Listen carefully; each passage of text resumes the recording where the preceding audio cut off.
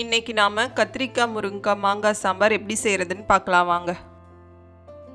குக்கரில் 1 கப் துவரம்பருப்பு, 1/4 ஸ்பூன் மஞ்சத்தூள், 6 பல்லு பூண்டு, ஒரு மீடியம் சைஸ் தக்காளி, தேவையான அளவு தண்ணி சேர்த்து 3 விசில் விட்டு லைட்டாக மேஷ் பண்ணி எடுத்து வச்சுக்கலாம்.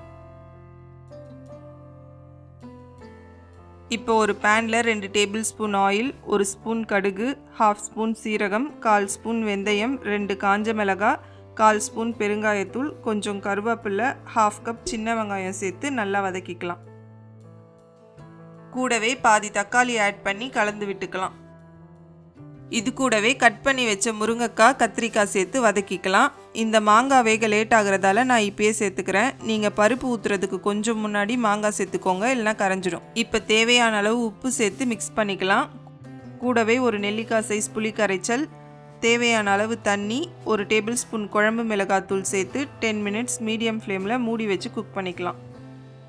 இப்போ காயெலாம் நல்லா வெந்ததும் வேக வச்ச பருப்பு சேர்த்து கூடவே கொஞ்சம் தண்ணி ஆட் பண்ணி கலந்து விட்டுக்கலாம்.